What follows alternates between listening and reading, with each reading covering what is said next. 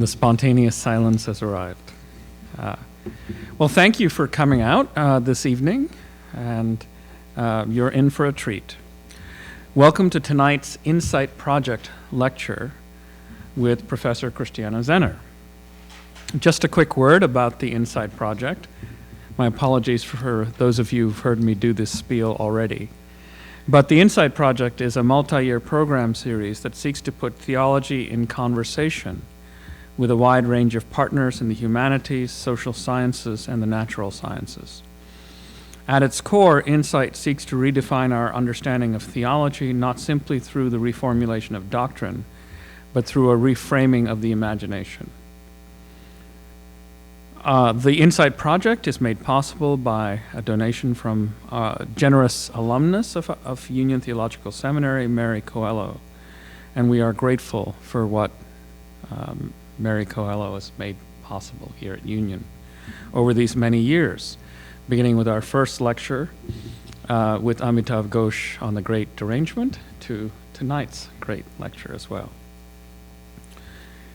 Let me begin next with a land acknowledgement, Union's land acknowledgement. Union Theological Seminary acknowledges and honors the land on which this building stands as the homeland and territory of the Lenape people, as well as the habitat and dwelling place of the many beings they have been in relationship with. We give thanks to all the spirits of nature.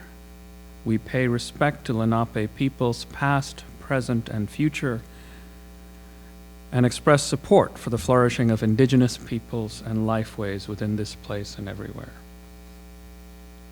Now tonight we'll have a more or less traditional academic lecture, and then we'll have ample time for conversation with Dr. Zenner as well. Now let me introduce Dr. Zenner.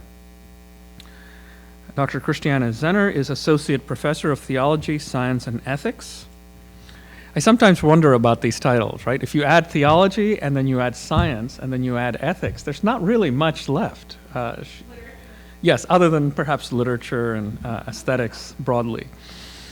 So obviously, Professor Zenner covers a great deal of territory and is also an affiliated faculty in the Environmental Studies program at Fordham University Lincoln Center. An anti-colonial feminist and scholar of modernity's conceits in ecological science and religious ethics, Dr. Zenner is the author of the book Just Water, Theology, Ethics, and Global Freshwater Crises. It's in my backpack. I should have gotten it out to hold it out for you. She is an expert in the Catholic Church's turn to ecological justice, co-editor of 2 scholarly books on bioethics and sustainability, and the author of more than a dozen peer-reviewed articles on freshwater values, climate justice, and religious ethics, and a prominent interpreter of Laudato Si, Pope Francis's eco-theological encyclical, and she has, in that connection, been quoted or published in the Washington Post, the New York Times, the New Republic, and more. For those who know more than the lines of a standard bio, which is what I just read, who know Dr. Zenner, would know that she is also impressively literate in the sciences broadly. The biological sciences in particular. Her BA in biology from Stanford may have something to do with that. But also science studies and, of course, hydrology. A word I'm embarrassed to say that I did not know until meeting Dr. Zenner. I'm like, okay, this word hydrology occurs. I have to find out what that is. And of course, it's the study of water. You probably have more to say about hydrology than that, but that is another area. And as I mentioned to the students who, in my class yesterday, it's just really lovely to see someone who is an ethicist known for working within theological and religious studies contexts be taken as a peer by hydrologists.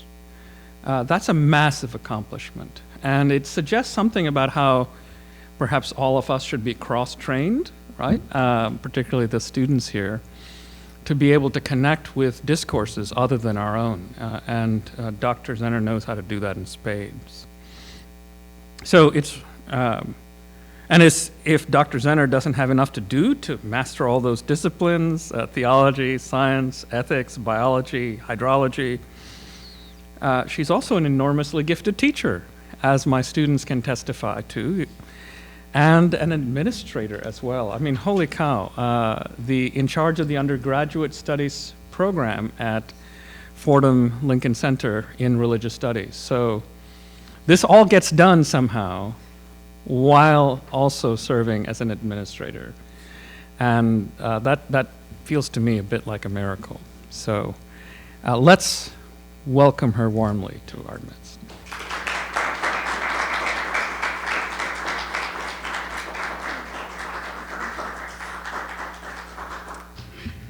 Thank you, Dr. Tatamanal, and friends, students, colleagues, and people who hopefully will be friends and interlocutors by the end of this evening.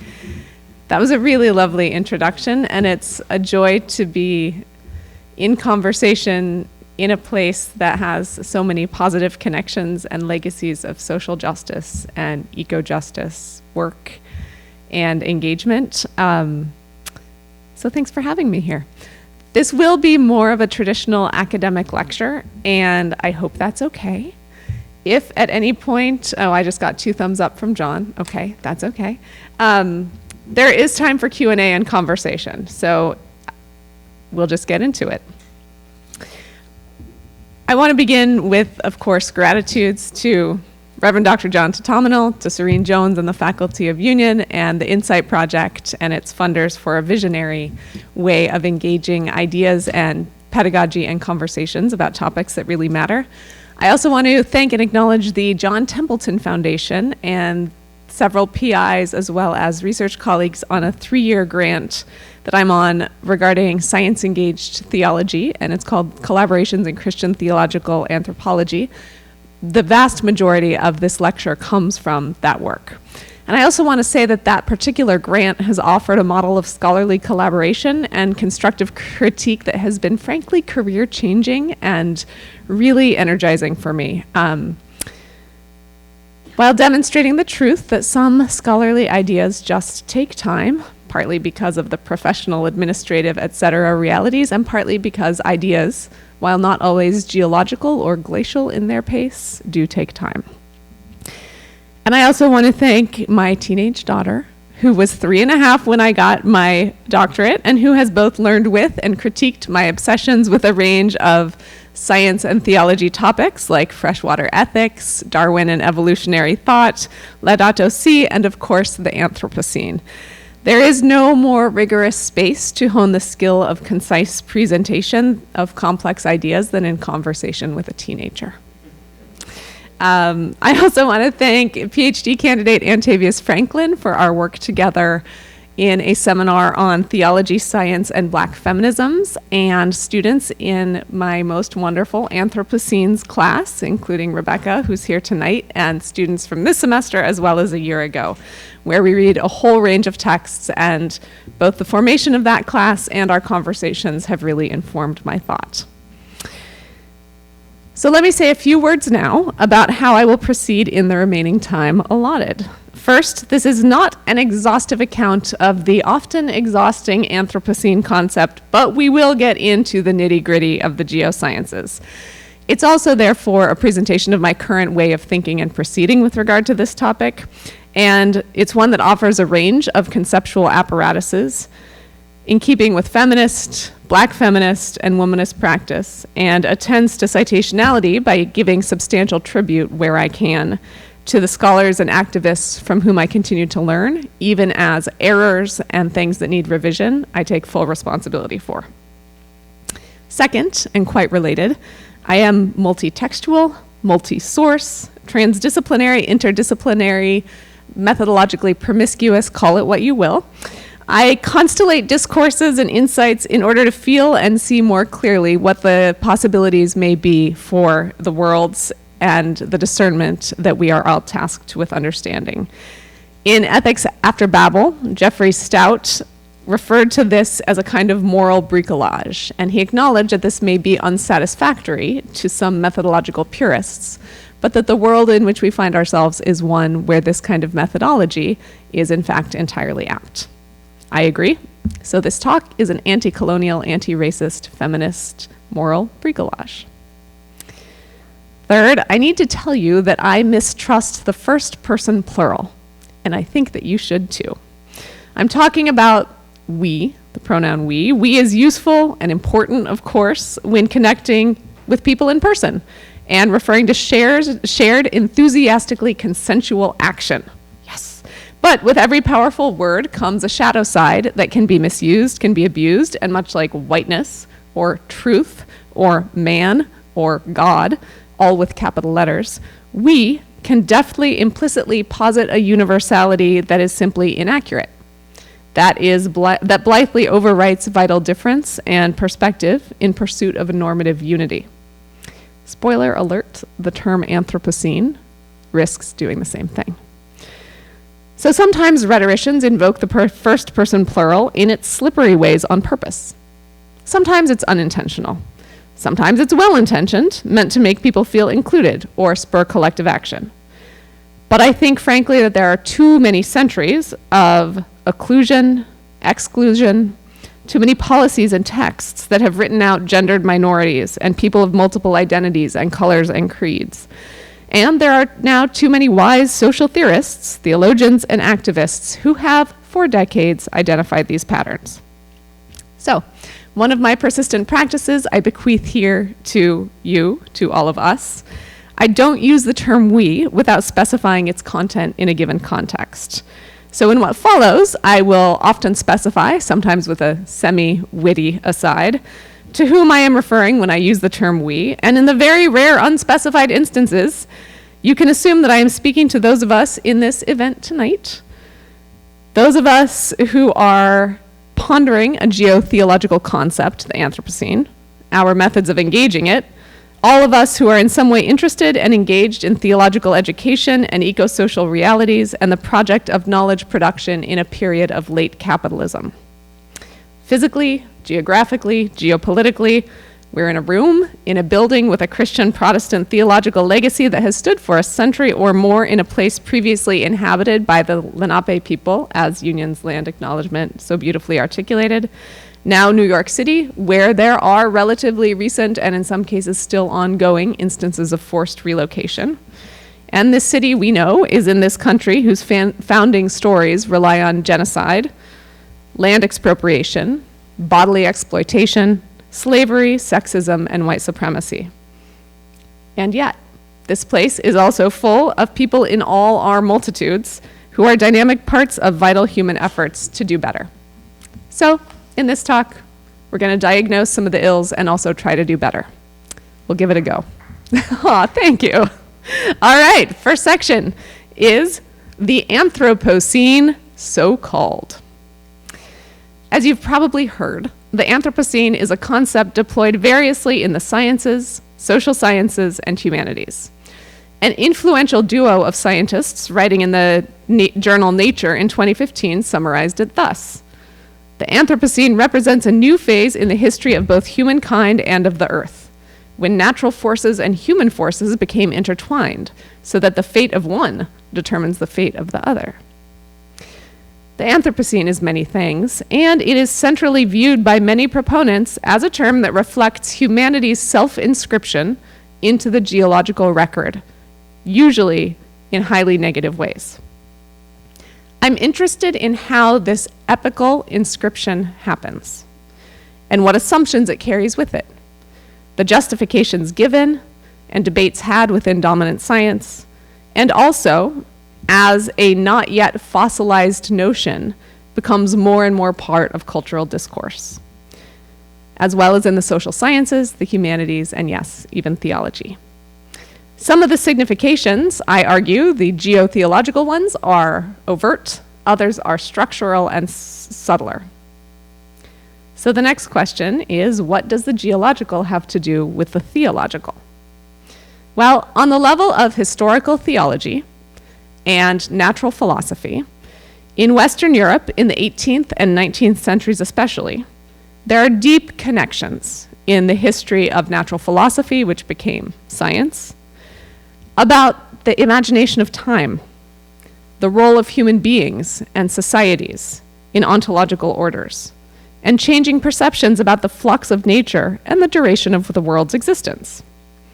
As Lewis and Maslin, the authors of the Nature article cited just previously, as they noted, the creators of the geological time scale were, for the most part, European Christian men who operated in a scientific world implicitly shaped, well, though often explicitly shaped, by Western Christian concepts. They report that the wider written records of these often deeply religious men show that a separate human epoch, epoch, was likely to have been more strongly influenced by theological concerns, in particular, separating Homo sapiens from other animals and retaining humans at the apex of life on Earth, than by the appraisal of actual stratigraphic, that is, rock-like evidence. Indeed, the naturalist inclinations of European proto-scientific natural philosophy that gave rise to geology were inherently Christian-inflected. Historians such as John Hedley Brooke and more recently Martin Rudwick have portrayed how theology, deism, and geology all intertwined. Rudwick refers, for example, to James Hutton's late 18th century theory of Earth formation as a, quote, deistic geotheory. And historians of science agree that the trajectory of the historicization of the natural world was inflected by Christian cultures and senses of linearity and a linear kind of history, oriented towards, of course, an ultimate or eschatological outcome. So Rudwick explains, this is a long quote, "Those who were most attracted by the possibility of reconstructing an eventful past history of the Earth were often also those who already understood their human place in the cosmos in terms of an unrepeated sequence of contingent events, suffused with divine meaning and intent, stretching from primal creation through pivotal incarnation towards ultimate parousia. Within the intellectual framework of the Christian religion, it made sense to try to understand the natural world no less than the human as part of this divine drama. And when the evidence for an immensely long geohistory became overwhelming, it made sense to try to construct a history for the vast tracts of pre-human time and to link it onto the history recorded in more traditional and human ways." So the geological then has the theological at its core, even if this alignment has faded from contemporary memory in the geosciences. However, what these historical deistic geotheory accounts omit is that, like all of the natural sciences, and certainly the biological ones, these theories also bring a racialized construction of man with a capital N. So here I'm drawing on Sylvia Wynter's sense of that term and her critique of biology. And this account scientifically naturalizes prior theological distinctions into accounts of humanity, inhumanity, exploitability, race. Terence Keel makes a similar point with regard to evolutionary thought in the 20th century, 19th and 20th centuries, in his 2018 book, Divine Variations: How Christian Thought Became Racial Science. And Emily Towns, several decades ago, made these ongoing racialized and gendered legacies explicit in Breaking the Fine Rain of Death and some of her other books. But despite this attention to the naturalization of biology and its role in racialized identity construction, little has been said critically about geology, at least within contemporary theological studies. But this isn't to say, of course, that the theological contours and their racialized connections are opaque to contemporary commentators in the humanities and social sciences. So I want to lift up in particular the work of philosopher Axel Carrera and inhuman geographer Catherine Yusof, who stand as two examples of scholars who are deeply aware of the way that these kinds of discourses function as implicit theological anthropologies. For example, Yusof, drawing on Sylvia Wynter and Saidiya Hartman, points out how in the consolidation of the geosciences specifically, the God's eye view is inverted into a lithic eye view, and that the descriptive modes of geology's nomenclature are solidified in ways that normalize propertied, racialized, extractive schematics. The consequences of this are, of course, ongoing. And because little has been said about this within theology, tonight, we in this room, and me specifically, we're going to say some things. So the thesis is that the Anthropocene idea can function as a deeply problematic, para-theological cosmology and moral anthropology. One that reinscribes problematic and normative notions of the human and naturalizes the deeply socio-historical patterns of colonization, extraction, consumption, and now financialization that characterize the world and humans' relationships to ecological realities today. In its elegant verbiage, in its way of centering the consequences of human actions as planet shaping, the Anthropocene allures. The Economist opined with characteristic surety in 2011, it is one of those moments where a scientific realization, like Copernicus grasping that the Earth goes round the sun, could fundamentally change people's view of things far beyond science. It means more than rewriting some textbooks. It means thinking afresh about the relationship between people and their world and acting accordingly. Now for the Economist, that's gushing.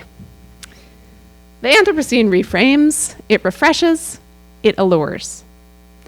But in all that it also minimizes or flattens or glosses, the Anthropocene also gaslights. So, is the Anthropocene a new idea? Sort of. How new, really, is the idea of disproportionate human impact on Earth? In some sense, it is distinctively new with climate science, climate change, and so forth, but we'll talk more about that in a minute. There are proximate, if not directly causal, word precursors to the Anthropocene idea. Environmental journalist Andrew Revkin, who now serves on the Anthropocene Working Group, we'll talk about that later, he's an earnest devotee of the Anthropocene term now, but in the late 1990s, he suggested that the term Anthropocene minus the po, should be used to describe this era of rapid environmental degradations. His innovation was to use the suffix of geological epochs to indicate both continuity and distance from the Holocene, or the last roughly 12,000 years. Then, in a different iteration, Passionist priest and self-proclaimed geologian Thomas Berry, also in the 1990s, proposed that the great work of human communities was to turn attention to the ways of flourishing as an Earth community and usher in what he called an ecozoic age, again, note the geological resonances, against the technophilic myopias of a technozoic age. Then there are other examples. Journalist and climate activist Bill McKibben in 2010 published a book called Earth with two A's, or Earth is how I like to say it, which makes the straightforward proposition that the Earth has been so changed by modern humans' levels of consumption that what we, modern humans, but also everyone, are living on is in fact extremely different from the materiality of the planet prior to the Industrial Revolution. Okay, so those are some neologisms. But lacking the pithy singular terms, and conveying similar sentiments nonetheless, are several towering figures in the history of Western religion and ecological thought. We have Lynn White Jr. and Holmes Ralston III, for example. In his classic 1967 essay, The Historical Roots of Our Ecologic Crisis, Lynn White Jr. asserted that ever since man became a numerous species, he has affected his environment notably, adding that the acceptance of the, quote, marriage between science and technology as a normal pattern of action may mark the greatest event in human history since the invention of agriculture, and perhaps in non-human terrestrial history as well, end quote. Nearly 40 years later, in his classic book, Science and Religion, A Critical Survey, Holmes Ralston III argued that Homo sapiens are, quote, the one species in the history of the planet that now in this new millennium has more power than ever for good or evil, or justice and injustice. Indeed, the one species that puts both its own well-being and that of life and Earth in jeopardy, end quote. Numerous environmental scientists, activists, eco-theologians, eco-feminists, and social critics have made similar observations with ascending frequency, especially after World War II. But it is the specific turn of the 20th into the 21st century utterance of the geological Anthropocene epoch that has gained the most credence and popularity in the dominant sciences and in Western Euro-American public discourse. It was first articulated by two lauded, established white male scientists, and this objectifying notion, when it came about in the early 2000s, landed in an interpretive milieu that was deeply susceptible to recentering humans, precisely by focusing on our, humans, disproportionate impacts on Earth systems. How do you make an epoch? Well, in the natural and social sciences, for over a decade, the International Commission on Stratigraphy has been moving towards a formal institutionalization of the term Anthropocene as the term for the current geological epoch that we inhabit. As you probably know, geologists say that we, all of humanity, and indeed the entire planet, are living in the Holocene epoch, a phase of the current Quaternary period. The last 12,000 years are said to be in the Holocene, a time span that saw settled agriculture and climate stability, among other things. And let me point out that this understanding of time, while long in human terms, is quite short geologically. The geological timescale goes back roughly 4.5 billion years. So even the Holocene is a blip. The Anthropocene proposal, though, concludes and supersedes the Holocene on the geological timescale. It was originally coined by ecologist Eugene Stormer, now deceased, and revivified by the late atmospheric chemist and Nobel laureate Paul Crutzen, who, fun side note, was also a member of the Pontifical Academy of Sciences. Theology. Since then, Anthropocene has been taken up by a number of influential and very committed geologists who really want it formally recognized on the geological timescale. Some of this group argued in 2010 that, quote, consideration of the Anthropocene as an epoch seems reasonable and conservative. The scale of change taken place so far, or that is imminent and unavoidable, appear to have already taken the Earth out of the envelope of conditions and properties that mark the Holocene epoch, end quote. Who's to say? What makes an epoch scientifically? One answer is that the union of geological sciences makes an epoch. The International Union of Geological Sciences was founded in 1961. Note that this is in the middle of the first space race, on the cusp of the Cold War.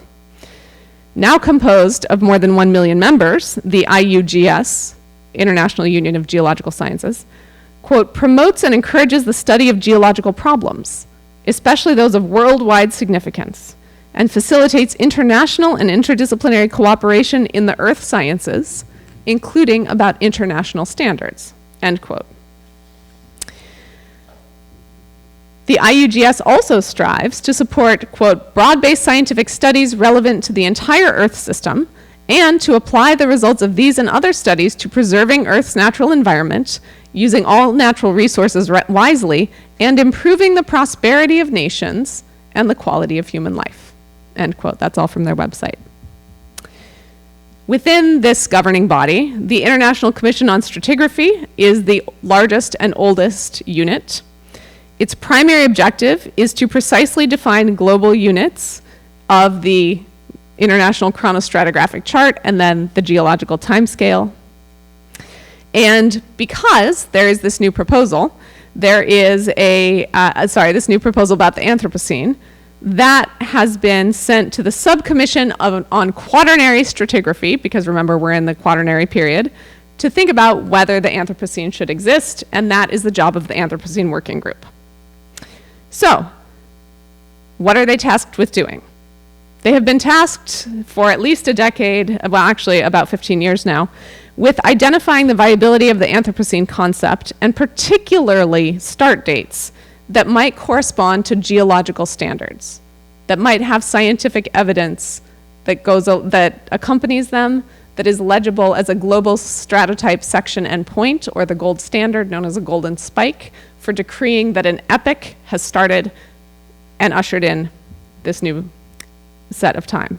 So, could a globally legible persistent chemical or mineral or some other kind of marker be found that would endure into unforeseen periods of time to indicate the existence, the veracity of this new epoch, the Anthropocene. There are lots of internal debates, conversations, proposals, and designations, and I will skip a lot of those for the purposes of today. But I will say that there have been a range of contenders, and those started really consolidating between the years of about 2011 and 2017. Among all those proposed start dates, there were a range. The group in 2017 endorsed a mid-20th century globally evident isotopic dating signal, and it was linked to the fallout, the radionuclides, from widespread nuclear detonations after World War II. So nuclear tests. The fallout from those is the signal that these scientists have decided would mark the start of the Anthropocene epoch if it were voted to exist. So in May 2019, a binding vote occurred. 33 of the 34 members voted, and it was found that the Anthropocene should be, quote, treated as a formal chronostratigraphic unit defined by a GSSP, Global Stratotype Section and Point, and the vote was 29-4 in this. They argued that the GSSP would be optimally placed in the mid-20th century, and that while there are a range of indicators for this in what is called the Great Acceleration, the, quote, sharpest and most globally synchronous of these signals is made by the artificial radionuclides spread worldwide by the thermonuclear bomb tests from the early 1950s. Grim. We will see if this proposal is approved by the next steps in committees and also by the International Union of Geological Sciences. But if so, the concept is world-making indeed. It will tell all humans that according to a particular form of geology, we are, as a species, makers and destroyers of worlds. And it will say that this happened most clearly, apparently, in the early 1950s. Anthropocene persuasions. The unrelenting exhortatory drive of geoscientific proponents of the Anthropocene idea is well attested in lots of literatures, and so I'm not going to go into it. But it is also deeply, deeply engaged by folks in the social sciences and humanities. And yet it's only recently that the geosciences have deigned to recognize the humanities and social sciences as contributors to Anthropocene discourse in any substantive way. So in 2021, a review article in a journal published by the American Geophysical Union observed that, quote, the term Anthropocene has also become used for different conceptual interpretations in diverse scholarly fields. These are often flexibly interpreted, commonly without reference to the geological record, end quote.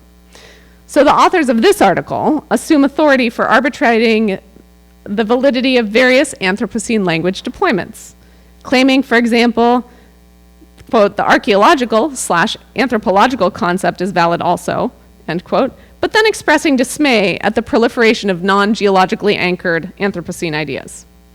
And they go on to say, quote, it's not clear whether the formalization of the chronostratigraphic Anthropocene, should it occur, will have any impact on humanists, social scientists, and others who are not ready to engage with the scientific approaches. It is therefore important, they continue, to consider how these various meanings might be managed in practical terms. And the authors further lament that, quote, means of regulation and enforcement are limited. Formal geological time terms may be closely regulated in earth sciences publications, but this kind of clarity control is in practice only effective within a specific discipline, end quote. Okay, clarity control. And the associated project of concept regulation is meant to apply rather broadly to all the fields, radiating out from the center of the geosciences. And this seems to me to be a particular, if predictable, irony, given that geology itself is a field constructed on the presumptions and materialities of theological premises about time, and about whiteness masquerading as neutrality, and about a whole bunch of other things. But let me also say more specifically, that the Anthropocene concept itself is hardly the unanimous cry of epical significance from clear prima facie sedimentary signals. Rather, it is a notion that has emerged as people sought evidence for the justification of the idea. This has occurred by assiduous committee work, data collection, argument, massaging of theories and standards, emotional, reasoned exchanges, public appeals, advocacy, and ultimately, the very human practice of a vote, the result of which was carried by a clear majority, but was not unanimous. So here, the Anthropocene is a reminder that among everything else it might be, science is a social production.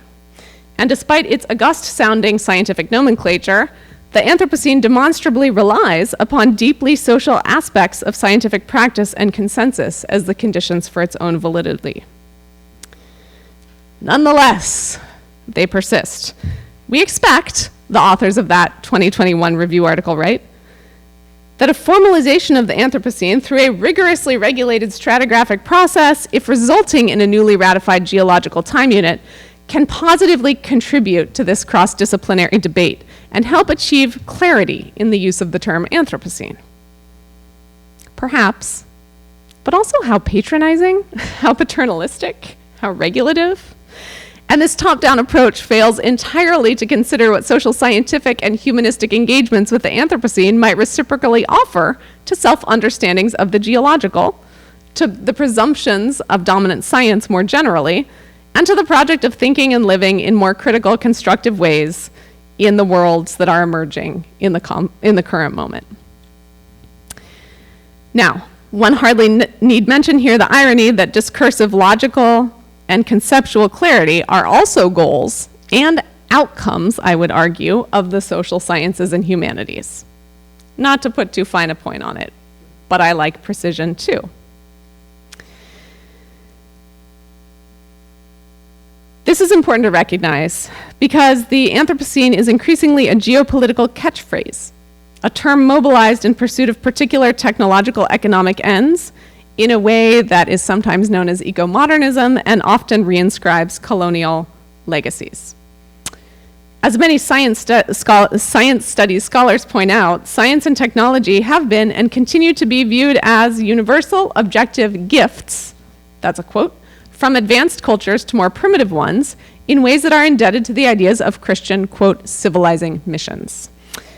This is an idea from Max Liboiron in their book Pollution is Colonialism, where they object to, quote, how dominant science can be used to fuel a militant universalism, where a single knowledge becomes the touchstone for all other knowledge systems, which can either dismiss and erase other forms of knowledge or can place those knowledges in the waiting room of modernity as late, quaint, cute, curious, undeveloped, and consumable for subtler desires, well-intentioned or not. This is not just a historical problem, end quote. Sound familiar? So that brings us to the next question, which is there an anti-colonial Anthropocene? Literary scholar Elizabeth Delacre has observed that a humanities-based approach to the concept of the Anthropocene calls attention to the ways in which stories are told and how crises are narrated or visualized. And she's talking about fiction and art primarily. So where previously in this talk I suggested that the Anthropocene is a peri-theological set of claims, a secular cosmology in a sense, here I'm suggesting that the Anthropocene idea is simultaneously those things and also a story about how crises are narrated or visualized. And of course, whose evidence counts? We've seen what the thought is according to the geosciences. But in 2018, cultural anthropologists Heather Davis and Zoe Todd published an article entitled On the Importance of a Date or Decolonizing the Anthropocene.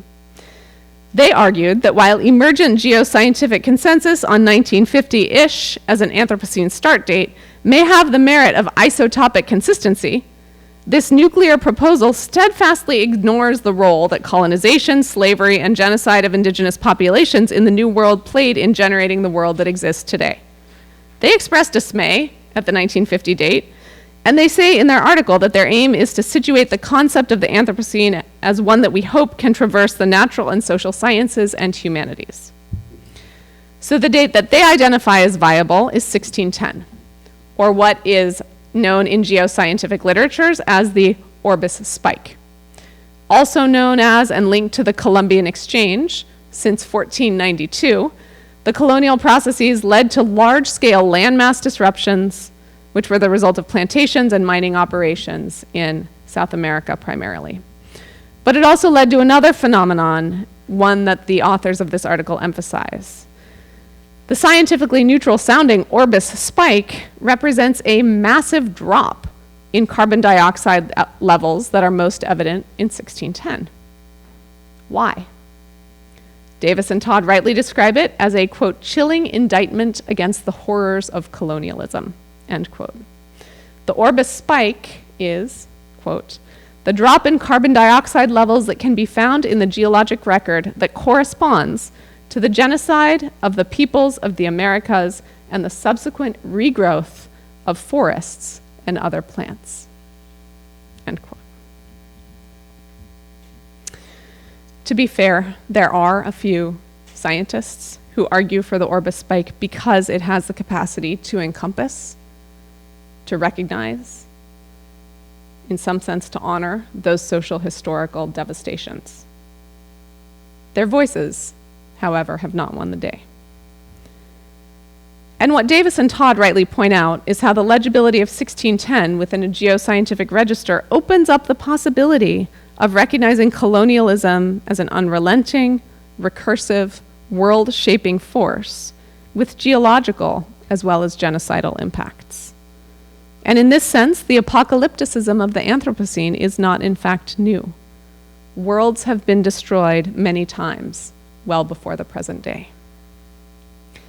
Indeed, Indigenous and Black scholars have been swift and eloquent in their reminders that the newness of the perceived Anthropocene as apocalypse is not in fact new. Along with Davis and Todd, scholars and social critics such as Kyle Powys-White, Nick Estes, Catherine Yusof, and Mary Anais Heglar are among those who demonstrate that catastrophic world destruction is not new for Indigenous and Black persons and communities and worlds that have been ravaged by colonialism.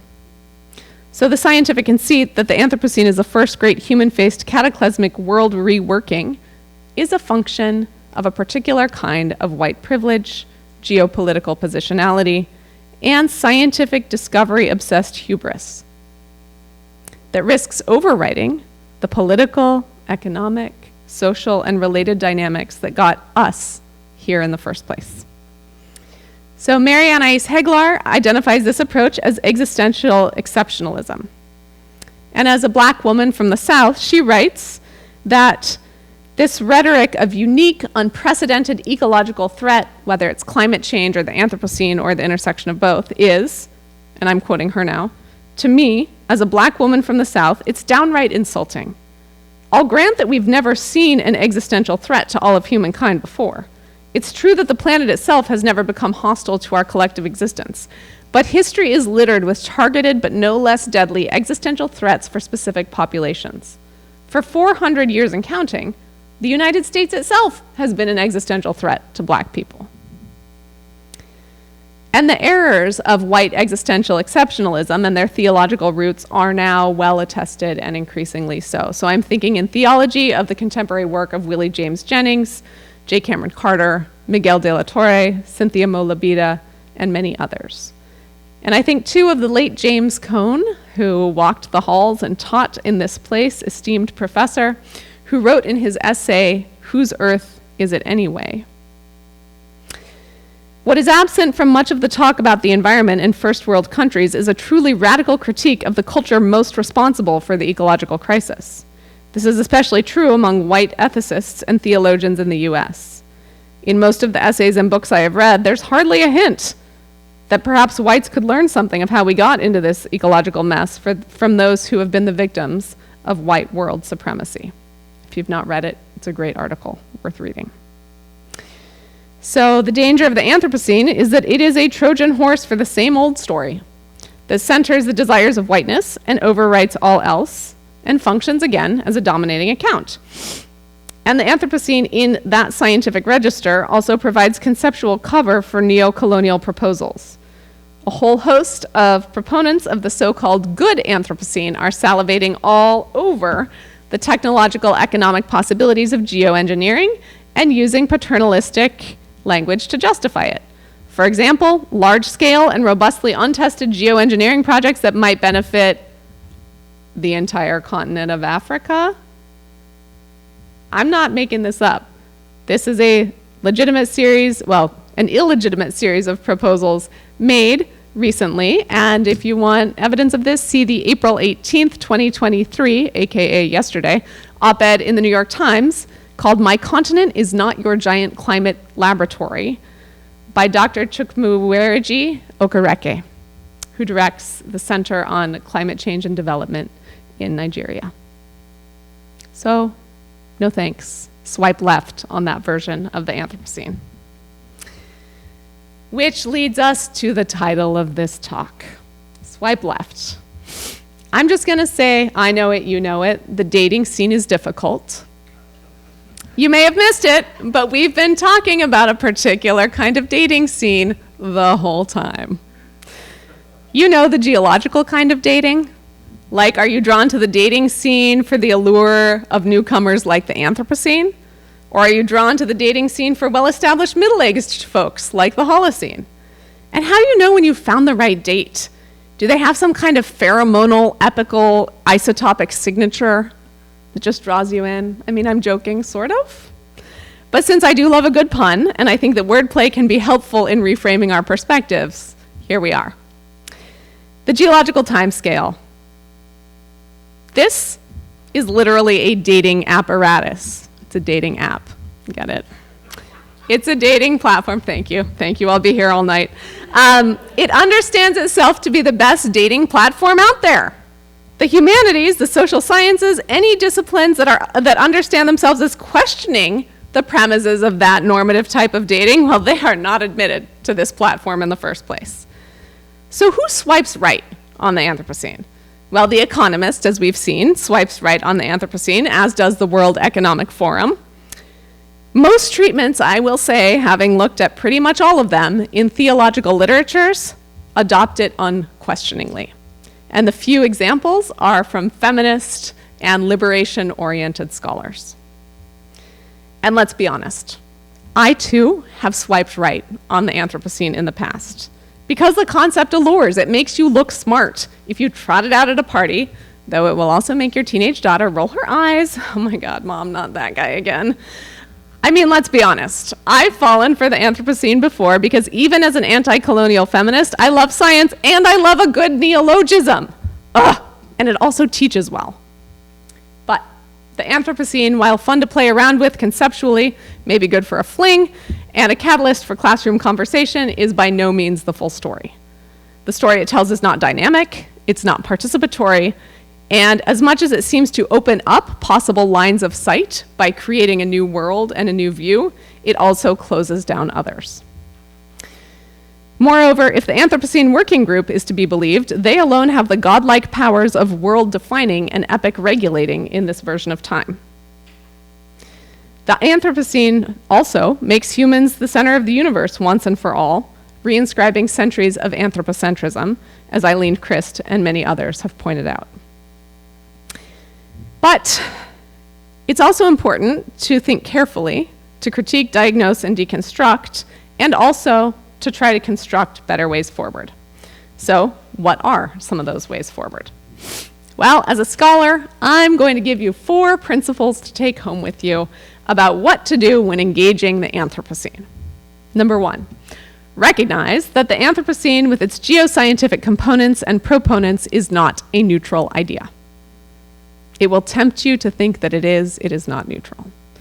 Rather, it's a discursively generated concept within dominant science that is laden with colonial racist histories whose legacies persist into the present day.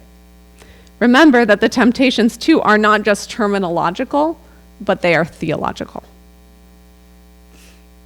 2, query Anthropocene apocalypticism as a product of unmarked whiteness. Again, in scientific as well as popular articles, mainstream or dominant culture authors portray the Anthropocene epoch as new and apocalyptic, or at least catastrophic. But, as I described earlier, Indigenous and Black scholars have been quick and eloquent and steady in their refutations of the idea of newness of this perceived catastrophe. So again, Heather Davis and Zoe Todd, Kyle Powys-White, Mary Anais Heglar, Axel Carrera, the late James Cone, all demonstrate how apocalyptic world destruction is not new for Indigenous and Black persons and communities whose bodies and worlds have been ravaged by colonialism. 3, defend methodological non-monogamy and model how it can be done with integrity. So in the introduction to this talk, I called it moral or methodological bricolage, drawing on Jeffrey Stout's term. It involves dismantling any kind of center-periphery logic, including intellectual universalisms that are top-down. It involves what scholars like Sarah Ahmed and Max Liboy-Rohn refer to as engaging citations as gratitude, treating these like conversations, not like philosophical proofs or scientific experiments that simply need to be replicated in order to be justified. The point is to show what you've learned and from whom you have learned it, and not to assume that one method or one type of field of study can answer questions definitively, because sometimes those questions are best illuminated from angles and lines of sight that each of us as individuals may not have been trained in. The questions are ongoing, so too are the methods. Do not fall into the fallacy of methodological monogamy. And then finally, 4th, avoid the unspecified first-person plural as well as the unspecified Anthropocene. When you use one or both, say specifically what or whom it is you are speaking about. Do not participate in hegemonic language deployments or the cult of empty signifiers, no matter how alluring. Sometimes you really do just have to swipe left on a particular type of dating scene. Thank you.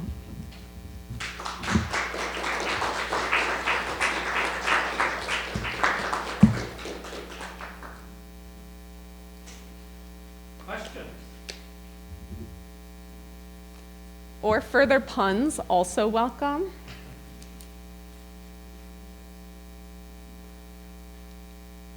Do you want to take the mic, John? Okay, I will stay here then.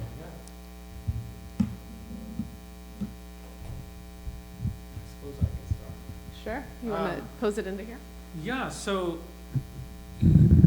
I guess this is just an invitation to say a little bit more about how to be theologically non-monogamous. That is to say, you have said that Cone was a key predecessor for us here with his Whose Earth Is It Anyway? But I wonder what other theological resources can contribute to this conversation. Who are you looking to? Who am I looking to? Okay. Yourself, I think. Oh, good heavens. I love to play around in the dirt of histories of theology and science, and obviously the language that humans over time in different configurations have used to try to describe reality. So I'm really good at the parsing and the framing, and not always the person who says, and this is the theological vision we are going for. So I'm not a systematician, and I tend toward the apophatic and agnostic most times in my own work. I'm pretty robustly an ethicist. How do we think and act and do better given what we know and are always learning? And by we, I mean the human project, each of us in our individual places, not we in some kind of universal way. The people in theology whose work I deeply love and admire on matters eco-social, because they're always intertwined. You can't have justice in one without seeking justice in the other, are Dr. Melanie Harris, who is professor of Black feminist thought and womanist theology at Wake Forest Divinity School. Dr. Christopher Carter, who is an associate professor at the University of San Diego and who's written a book that engages conceptualizations of soul food in Black communities and in his growing up, and questions of veganism, food supply, colonial legacies in the food supply, and links it to a kind of theological decolonial incarnational vision. Dr. Cynthia Mo-Labida, now at the Pacific Lutheran School of Theology, who runs a Center for Climate Justice, and whose work on structural aspects of the economy and the question of Christian love has been really formative for so many scholars of my generation, and who just continues to do really amazing, very transformative work, conceptually as well as practically. I do really like this article that I assigned by the Reverend Dr. John Tatominal and Catherine Keller. You might have heard of them. This is an article that argues that the idea of apocalypse, while something dramatic sounding, I mean, actually there's someone here who could summarize it better, so why don't I give the mic over to you in a second. But what I take from that, and what I think is really deeply true and was revelatory to me, is the idea that apocalypse is not necessarily the same thing as catastrophe. It may be, but that the point of apocalypse, and as understood in the New Testament and Christian theological imagination, is of unveiling, of a becoming clearer, of something being revealed that was not understood or seen before. And I think those kinds of, and I get chills saying that, because I think those kinds of theological ideas that may not be the topics of standard systematic theological discourse, such as Christology or whatnot, they are the sites of theological imagination that are the kind of things that land with people in this moment. Other questions, or I'll keep going. I was just thinking that, say that this Anthropocene concept really became something solid and accepted and passed down to us. Would that be risky because, people like royalties like Putin and so forth might just, say they're making their contribution to what's already begun in terms of apocalypse. We should just expect more disaster, not less. Something has already been set in motion, something of that scale. It would be risky to I'm almost thinking it's a good thing it didn't pass, locally, because then we should just expect worse things. That is a really great point. And I think that, this gets into human psychology too, and something there's a kind of cognate in the language of climate crises, or a tipping point beyond which the world will not be able to recover from a 1.5 to 2 degree Celsius change in temperature. Like, if it causes a, well, so what? We're screwed anyway, on the one hand, or as you said, hey, this is happening, I'm just doing my part to usher it in. Like, does it give a scientific imprimatur to rogue actors, fascists, etc.? Yeah. If they were to really use that as common text, Yes. that kind of a market would send a signal that, I can drop a small nuclear bomb. Yeah. I don't have to kill millions of people like Japan. I can just kill a few people here, and it wouldn't be as bad as the market that's already set in motion. Yeah. Those are really great points. Thank you for them. And it makes me think a little bit of what we were discussing in the Anthropocene seminar today, which was about eco-modernism, geoengineering, and what Mary Jane Rubenstein in her book Astrotopia has called new space, or the new corporate space race.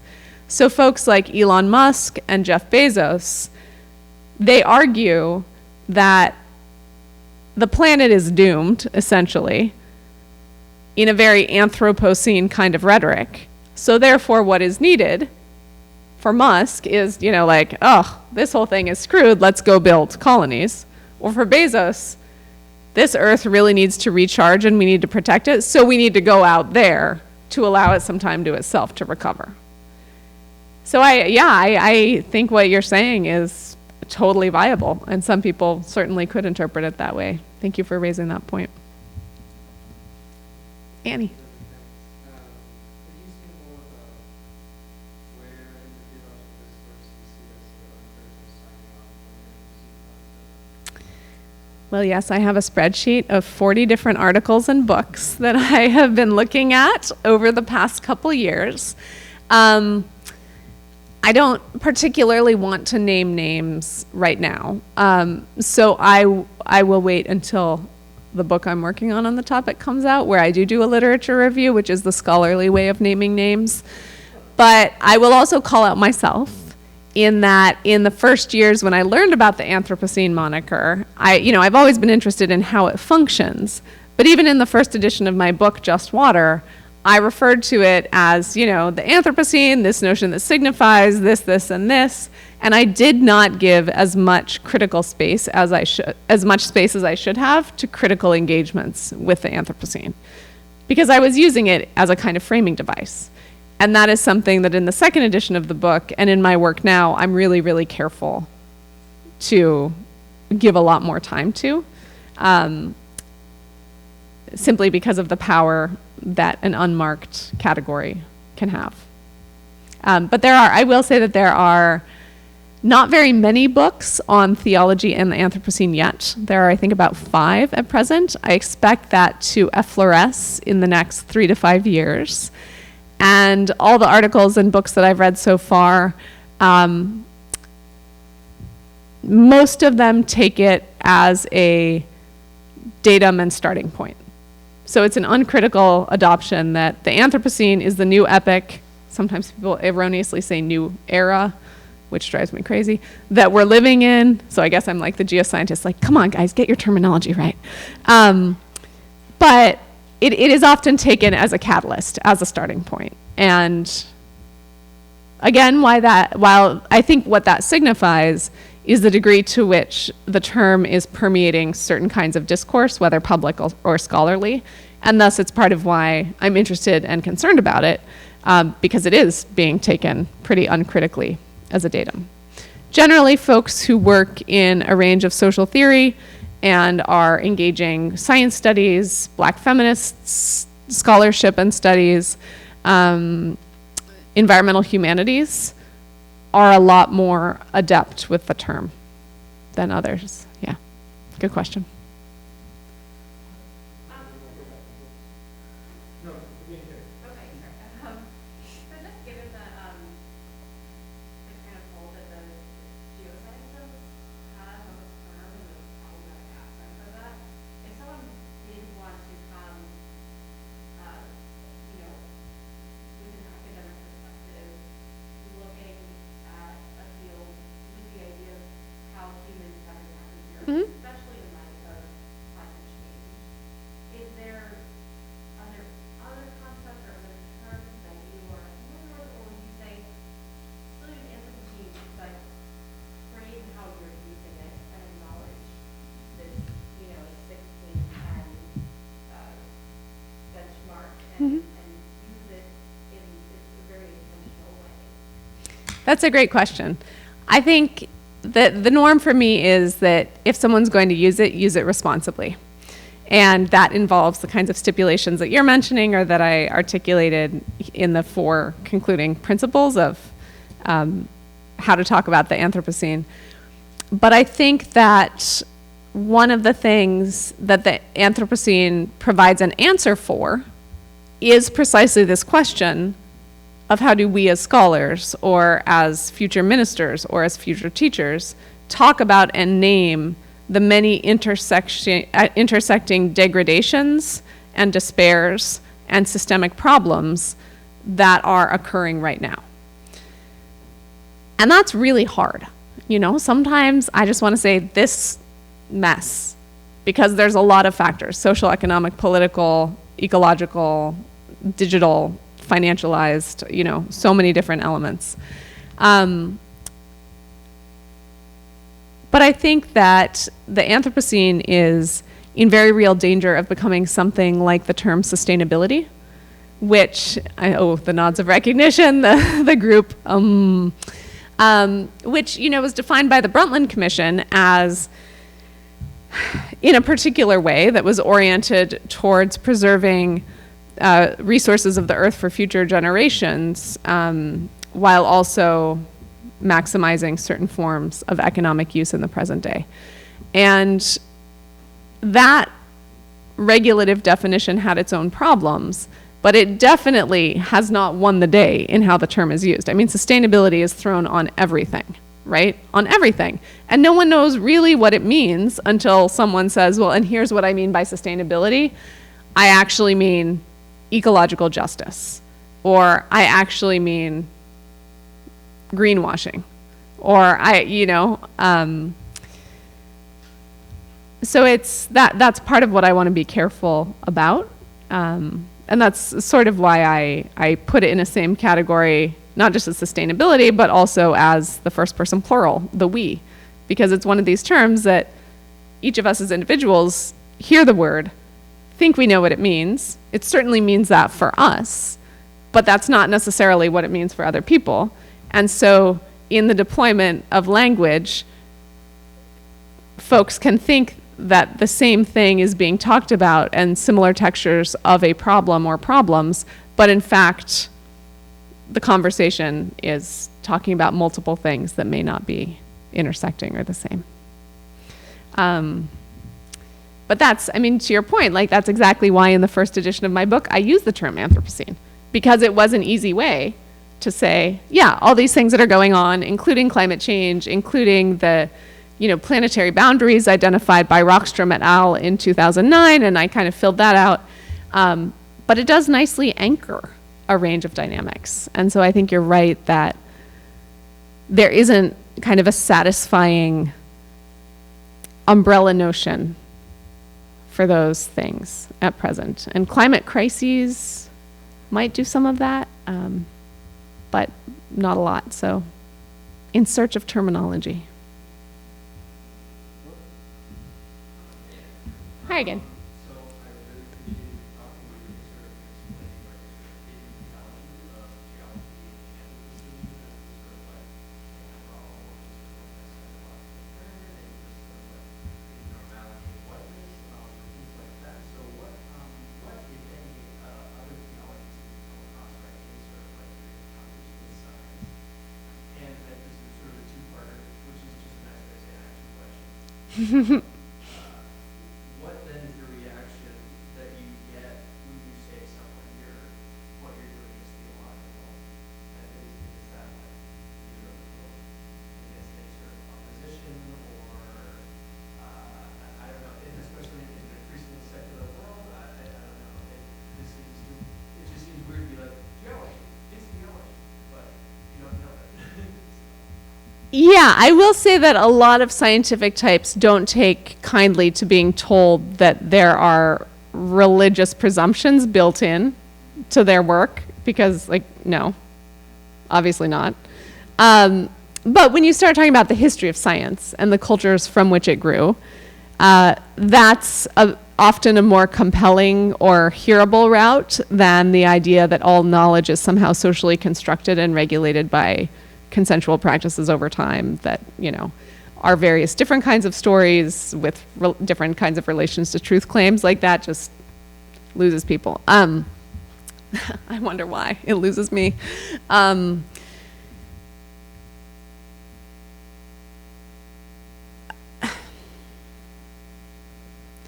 It's very interesting when I travel and sit next to people who want to talk and they ask what I do. And I decide in that moment whether to tell them the truth and say, well, I'm a professor. And then they say, of what? And then I say, of theology, science, and ethics. And it's really revealing how people respond, right? Because sometimes we were like, whoa, that's cool. I didn't know that existed. What kinds of things do you work on? And other times people are like, huh. And other times people have a particular kind of conundrum or life experience or problem. And other times people say, well, that's impossible. That job doesn't exist, or like, what do you have nothing to talk about. I will say that in my work on fresh water, it was a real uphill battle to, and not necessarily in a bad way, but communities of scientists and scholars in other scientific or parascientific disciplines that I was interacting with were radically unsure of why someone who was a professor in a department of theology was coming into their midst. Like, what is this? And so part of that is just conversations over time and the ways in which trust relationships and working together and seeing the multiple sides of issues that are illuminated, those come together. So that's been actually most evident to me in my work on water topics. With regard to the Anthropocene, engagement and critique of the idea in the humanities and social sciences is so robust at this point that it is just like a radical differentiation from the geoscientific realm. And what's interesting to me is like the doubling down, that the 2021 article I talked about, the doubling down on the primacy of the geoscientific that these folks want to insist on.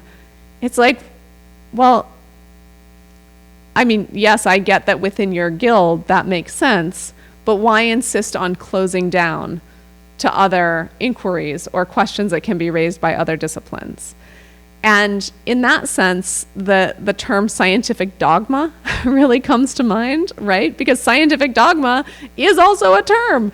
And theology is so many places in contemporary science, whether it's in a particular like viewpoint of a reality that is unchanging in a dogmatic form, or whether it's in the historical roots. And it's those interplays that really interest me. I don't think I've successfully or satisfyingly answered your question, Brooks, and I feel like I forgot the first one. Okay. Yes. I have three questions, and I'm trying to decide if I should just ask one or ask all three and let you choose your own adventure. Okay, whatever you want. So the first one is, you talked with us like, so that you ended your talk with like 4 things that you should think about. Yep. If we backed up from Anthropocene and thought about how do we use time in general and Yes. how do we decolonize that thought? Yes. So that's one question. Awesome. 2 is, it seems like it's a nice kind of unifying definition. Mhm. Like multiple fields, like you said, could play nice together and talk it out. So what would that even look like so that we're speaking the same language and so we get on the same page? And then 3, what do you think of domain economics? Yes, Kate Rayworth. Which I asked as we were covering. Oh, my goodness. So exciting, the knowledges that you bring to this conversation. So whichever one seems more fun to you. Okay, let me start with the one I know the least about, which is Rayworth's donut economics. I really don't like the term. It's like, yeah, but okay, fine. Semantics, that's part of what we're talking about tonight, so I can say that. The concentric circles. I mean, I think I'm a big devotee of approaches that move beyond classical economics, modern economics paradigms, and so sometimes that's ecological economics, and sometimes that's concentric circles models. I think the fundamental question for me, and this has been really big in my work on water, is what kinds of things are valuable in what kinds of paradigms. And classical economics has done an absolutely terrible job at valuing things that give life, sustain life, support communities, support anything, many things, not all things, related to human flourishing. And so I think that Kate Rayworth is amazing. Folks working on concentric circles and donut economics, also amazing. So forgive my flippancy about the term. It is like a strong image, I get that. I think all that is important, and work on labor economics in the United States and care work and all things that have continued to become more visible. I am drawn to a lot of degrowth approaches where they are valid, and I think that is something that links certain presumptions about economics and value discourse with normative thoughts about living. which can get dangerous. The normative can always get dangerous, but every kind of economic theory has normative presumptions or biases and outcomes. Just it's a matter of whether they're explicit or not. So I would love to talk with you more about that, because a lot of my work on water involved looking at the ways in which fresh water is valued in different paradigms, including economics, and the 27,000 ways that it's a market failure. And yet in the current systems, that is just generally not recognized, and it leads to all sorts of problems. Yeah.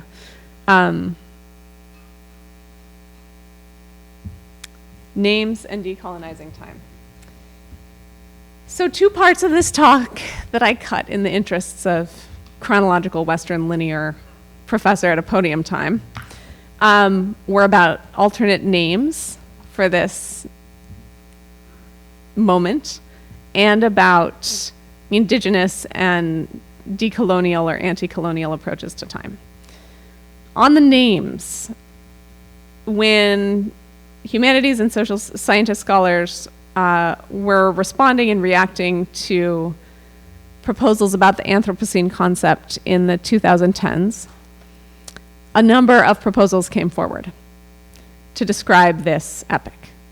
So instead of the Anthropocene, what about the Capitalocene? What about the Plantationocene? What about the Thulucene? That was Donna Haraway. And in a 2015 book by Jason Moore, there's a number of different proposals. Capitalocene, I think, is a really good one because it centers a lot of what's going on in the dynamics of extraction, viewing land as property, as commodity, viewing labor as also property, commodity, all those things.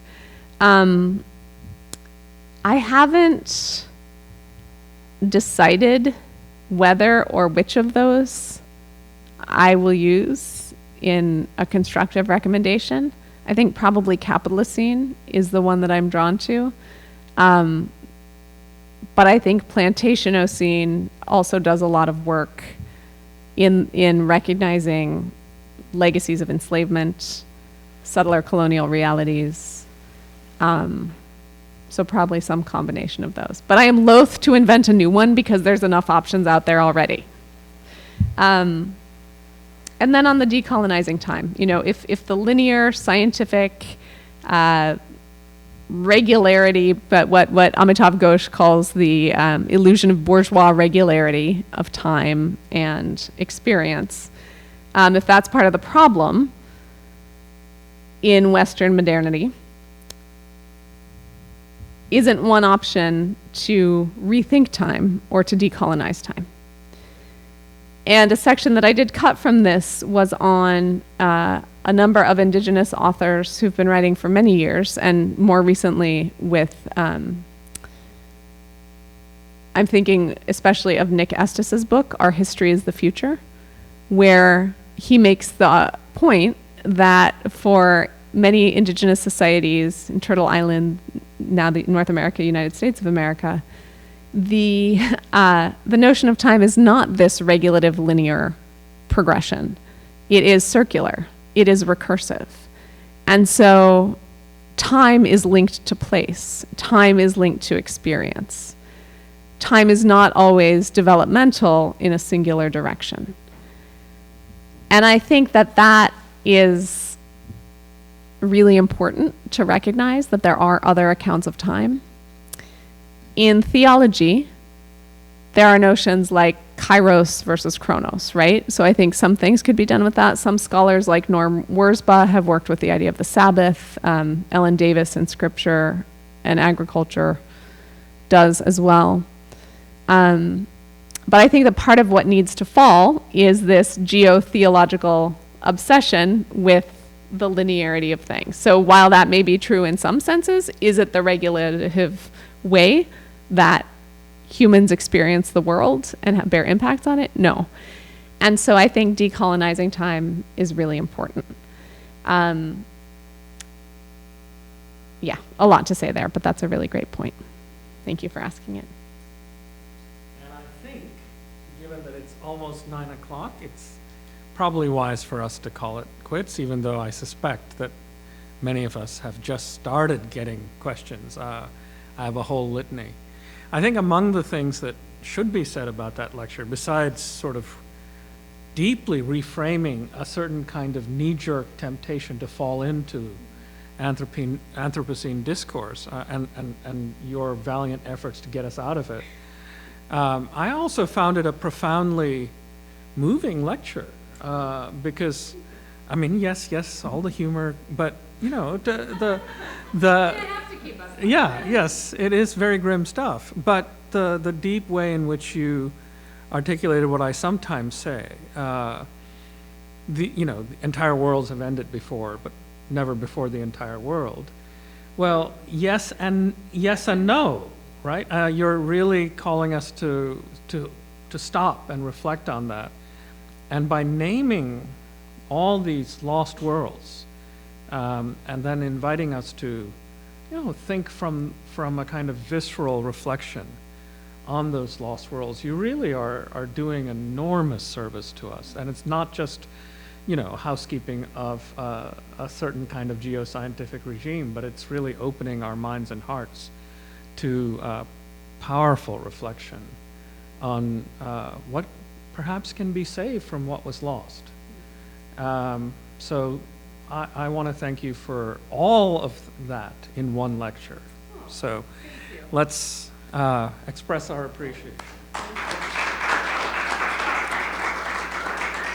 And thank you to all of you for coming on a Tuesday night. And as I said at the beginning, the many scholars whom I tried to cite here, from whom I have learned, because the insights I lift up, I may frame in my own way, but they are also deeply indebted to other people. So thank you.